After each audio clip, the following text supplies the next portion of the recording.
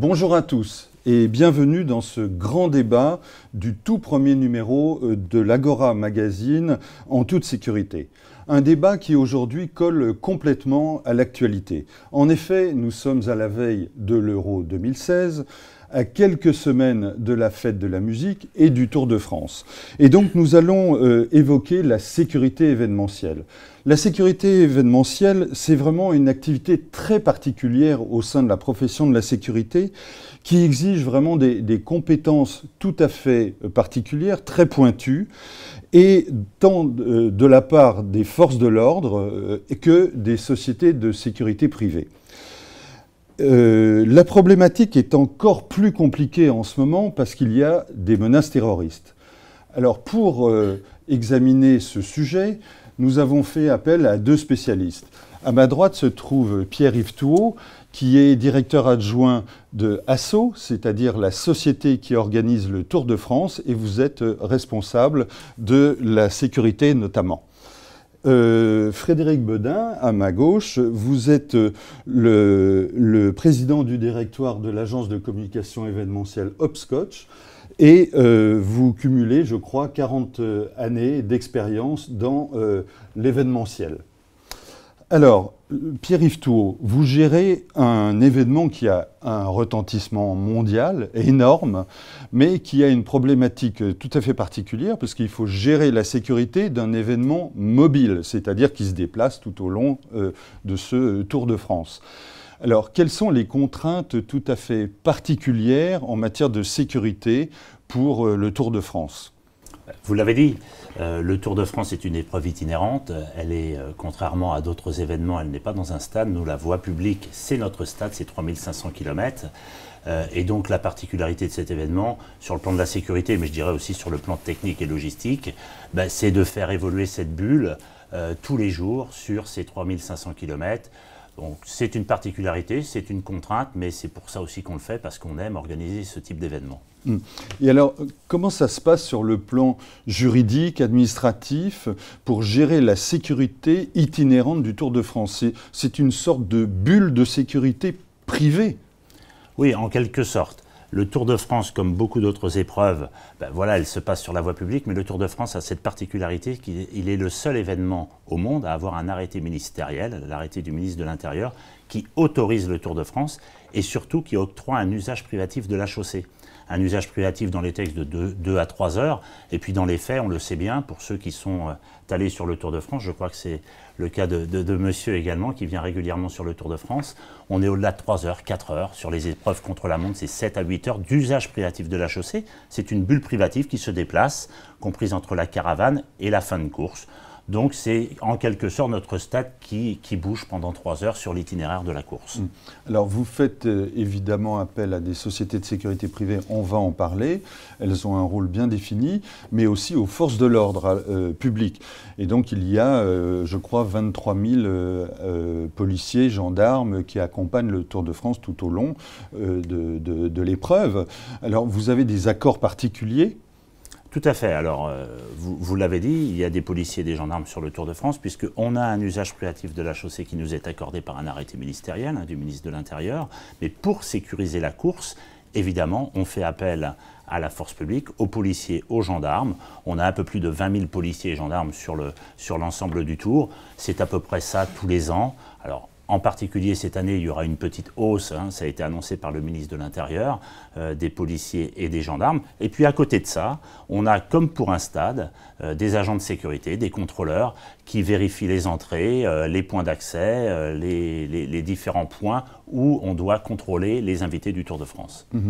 Mais tout au long du Tour de France, on le voit bien, il y a des spectateurs tout le long de la route. Ceux-là, ils sont contrôlés aussi ? Alors, les spectateurs, c'est la particularité aussi de cet événement, c'est que c'est une épreuve populaire, avec beaucoup de monde, gratuite. C'est certainement le seul grand événement au monde qui est gratuit. Donc, les points d'accès, effectivement, sont contrôlés aussi par les policiers et les gendarmes. Je vous dis, c'est à peu près 1000 policiers ou gendarmes sur une étape, donc ça veut dire qu'il y a beaucoup de contrôles. Après, la sécurité privée, effectivement, elle est sur les zones de départ et d'arrivée, avec des contrôleurs et des agents de sécurité qui nous accompagnent sur tout le Tour de France. Alors, Frédéric Beudin, vous organisez beaucoup d'événements, des événements là aussi qui sont quelquefois très importants, avec une certaine ampleur. Quelles sont vos demandes en matière de sécurité de la part de vos clients ? Nos clients ne nous demandent pas forcément de grand-chose en termes de sécurité, parce que c'est pas leur problème. C'est pas leur problème. Oui. Ce qu'ils veulent, c'est que ça marche et que tout fonctionne, y compris la sécurité. Et du coup, la sécurité est une donnée non pas de nos clients, mais est une donnée des clients de nos clients. C'est-à-dire que les personnes qui vont assister à un événement, que ce soit un événement culturel, un événement sportif, un événement économique, un salon, une conférence, etc., aujourd'hui ont une exigence de sécurité comme ils ont une exigence que le vestiaire soit efficace, qu'on n'y fasse pas la queue, que le traiteur soit bon, que le spectacle soit bien, que les discours soient pas longs, que la sono soit bonne. Soit voilà. propre. Ils veulent se sentir dans une bulle de sécurité. J'aime bien ce que dit Pierre-Yves, c'est clair que cette bulle qui, là, pour le coup, est fixe en général et pas toujours itinérante, elle doit être une zone de confort, une zone de réassurance. Et du coup, on doit avoir envie d'y aller en se disant, au moins, quand je serai là-bas, je vais apprendre des choses, je vais avoir un moment intéressant, je vais rencontrer des gens et je n'aurai pas à me soucier de la sécurité. Donc, la sécurité, on attend qu'elle soit présente pour être rassurante, pas trop présente pour ne pas être angoissante. Évidemment efficace, mais la sécurité efficace, elle ne se voit pas toujours. Donc, par exemple, sur le Tour de France, il y a certainement des tas de dispositifs qui ne nous dira pas, qui sont des choses qui se voient pas. Et voilà ce qu'on attend des sociétés de sécurité et ce qu'on attend aussi dans nos rapports avec les pouvoirs publics. Il faut savoir que il y a un truc très important dans l'événementiel, il y a tout un discours sur le fait que ça mobilise des forces de l'ordre et que éventuellement les forces de l'ordre pourraient être mieux utilisées si elles ne servaient pas à sécuriser des événements, etc. Pas du tout, parce que l'événementiel c'est hyper important pour l'attractivité du pays. Le Tour de France fait incroyablement plus pour le développement économique des régions qui traversent, du tourisme, même des industries, des viticulteurs, des zones qui traversent. Et pour l'image de la France. Pour l'image de la France globalement, mais et au niveau macroéconomique et au niveau microéconomique, dans chaque petit village qui est traversé. Et ça rapporte beaucoup plus que ce que coûte le temps de 10, 20, 30, 50 gendarmes. Et donc les impôts des Français sont très bien utilisés à sécuriser les événements, que ce soit les événements sportifs, que ce soit les événements économiques, les grands salons, bientôt le mondial de l'automobile, etc. Ou même les conférences professionnelles. Alors, quel type d'événements vous organisez? Est-ce qu'il y a des différences en matière de sécurité en fonction des événements? On ne gère pas de la même manière, par exemple, un grand salon professionnel ou un événement culturel avec des stars, etc. Les problématiques de sécurité sont différentes sur chaque événement. Parce qu'après, il y a effectivement les stars, mais un grand patron a souvent plus de sécurité qu'une star, parce qu'il peut être lui-même une cible symbolique. Il existe des grands patrons de multinationales de l'informatique et des technologies qui se déplacent avec des dispositifs qui sont supérieurs à ceux des présidents de la République. Et c'est pas qu'ils le souhaitent, c'est que ça leur est imposé. Après, vous avez la sécurité des intervenants par rapport au public devant lequel ils sont. Alors ça doit être pas trop de proximité, qu'il n'y ait pas de bousculade. Et puis vous avez la sécurité, encore une fois, de la bulle de l'événement pour que ceux qui n'ont pas à y être, soit parce qu'ils n'ont pas payé, soit parce qu'ils ne sont pas conviés, soit parce qu'ils sont potentiellement dangereux, n'y rentrent pas. Bon. Et chaque événement a son propre cocktail. Comme de la même manière qu'il a son propre cocktail entre ce qui dépend de l'organisateur et de la sécurité privée et ce qui dépend des pouvoirs publics et des forces de l'ordre. Alors, est-ce qu'il n'y a pas un maître mot quand même dans la sécurité événementielle? C'est évidemment l'efficacité, c'est évident, mais aussi la discrétion. Pas toujours. Pour la sécurité, elle a autant pour but de rassurer que d'être efficace. Donc, en tout cas, dans un événement, il faut que les gens se sentent confortables et dans le confort et le fait d'avoir des agents de sécurité présents physiquement. Aujourd'hui, on voit, jusqu'à une certaine limite, ça rassure. Au-delà d'une certaine limite, ça inquiète. Et cette perception est assez culturelle. C'est-à-dire que vous avez des clients qui viennent de certains pays qui, à un moment, vont trouver que c'est angoissant d'avoir toutes ces forces de l'ordre, et d'autres pays qui vont trouver ça au contraire rassurant. Ça s'est vu au moment de Roland-Garros récemment, où il y avait quand même un dispositif de sécurité qui était énorme autour de Roland-Garros. Hein. Il fallait vraiment avoir envie d'y aller. Et voilà, ça prenait du temps, etc. Et vous aviez un débat même au sein des queues, que ce soit dans le grand public ou dans les VIP, et certains qui disaient mais c'est vraiment trop, et d'autres qui disaient mais non, c'est normal. Voilà. Et par exemple, j'ai rencontré des gens d'Amérique du Sud qui trouvaient que c'était choquant la quantité de sécurité, alors que des Anglais trouvaient ça absolument normal et le prenaient avec du flegme. Et les Français, aujourd'hui, on est plutôt habitués, donc on trouve ça normal aussi. Il faut rassurer, il ne faut pas trop inquiéter, et évidemment, il faut être efficace, mais je crois qu'en matière de sécurité, il faut toujours être efficace dans les événements comme ailleurs. Très bien. Pierre-Yves Thouot, pour le Tour de France, justement, ce n'est pas la discrétion qui doit être le maître mot, c'est au contraire montrer qu'il y a beaucoup de forces de sécurité.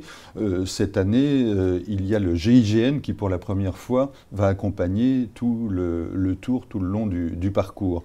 Est-ce que c'est utile? Est-ce que c'est dissuasif? Moi, je m'inscris dans ce qui vient d'être dit.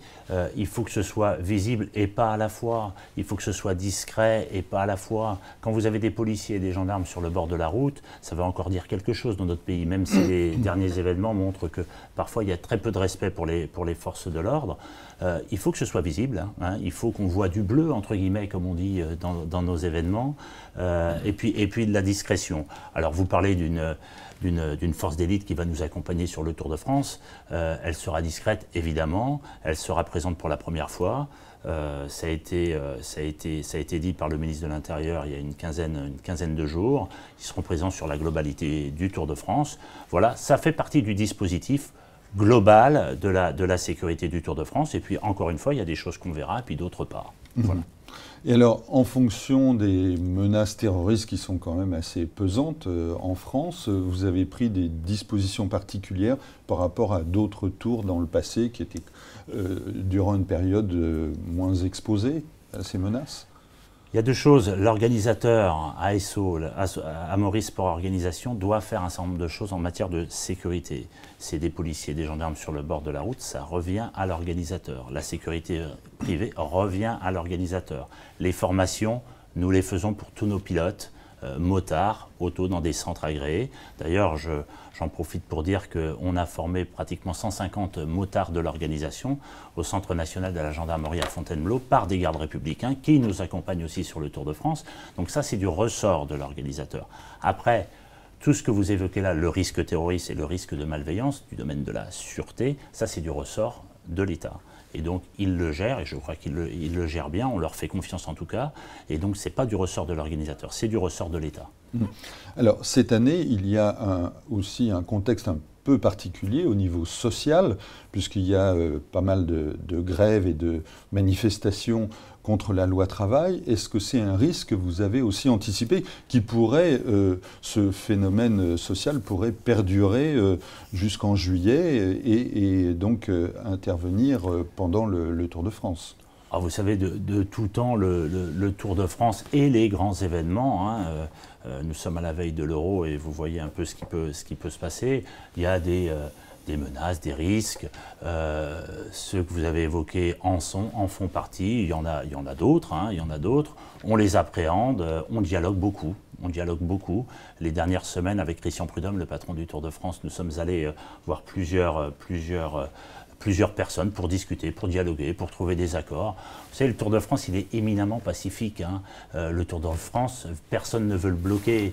Il y a un coefficient sympathie très fort, hein, au Tour de France. C'est un événement populaire. Exactement, et il appartient un peu à tout le monde. Et on sait bien que quand on discute avec certaines personnes qui auraient quelques velléités, on sent bien qu'ils ne veulent pas bloquer le Tour de France parce que ça serait complètement contre-productif. Donc voilà, on trouve des accords, on avance avec notre fameuse bulle privative et généralement ça se passe très bien. Très bien. Frédéric Beudin, vous faites, lorsque vous organisez des grands événements, vous faites appel à des sociétés de sécurité privées. Alors, quel est le rôle de ces sociétés de sécurité privées? Quelles garanties vous demandez pour que ce soit des sociétés sérieuses qui soient mobilisées? Comment ça se passe?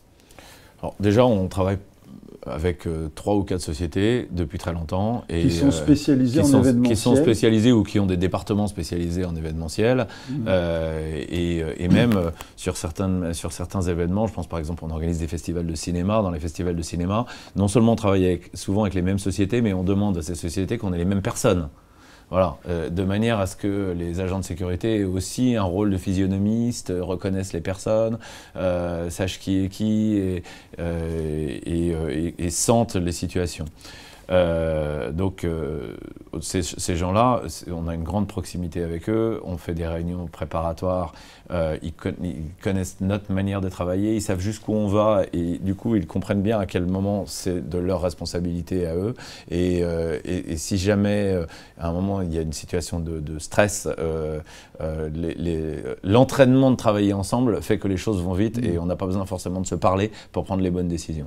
Donc déjà, on ne fait pas des appels d'offres, des trucs pour prendre le moins cher. Sur la plupart des événements, c'est toujours les mêmes avec lesquels on a des accords. Ce qui ne veut pas dire qu'il n'y a pas des nouveaux entrants qui peuvent venir avec des nouvelles offres régulièrement. Après, qu'est-ce qu'on fait? Là, encore une fois, ça dépend des événements. Mais il y a des événements où la sécurité est plus de l'ordre de veiller à ce qu'à l'intérieur de l'événement, les gens entre eux aient des bons comportements. On va dire une grande fête. Si vous organisez une boîte de nuit géante, il faut veiller à ce que n'importe qui ne rentre pas, mais il y a aussi un problème à l'intérieur, on ne sait jamais ce qui peut se passer. Si en revanche vous organisez une conférence internationale avec 3 ministres, un président de la République et des grands patrons, vous avez un sas de sécurité à faire entre la scène et le public, et puis un autre sas de sécurité à faire entre le public et l'extérieur, et ce n'est pas forcément les mêmes personnes qui vont gérer ça. Si vous faites un salon professionnel, vous avez, bon, le salon généralement il n'est pas accessible à tout le monde, donc vous avez l'entrée, mais souvent c'est dans un lieu facile à sécuriser, donc il y a des portes, et en revanche à l'intérieur vous pouvez avoir beaucoup de secrets. Et chaque stand peut avoir ses propres secrets et donc chaque stand peut avoir sa propre sécurité qui doit être plus ou moins on va dire plus ou moins dure en fonction des moments. Avant l'ouverture du salon, ça doit être implacable parce que les secrets qui vont être présentés sur le salon ne sont pas encore révélés. Je pense par exemple à un salon automobile, toutes les voitures la veille du salon elles sont sous des bâches. Et il y a des agents de sécurité autour du salon pour pas qu'un journaliste aille soulever la bâche pour prendre une photo.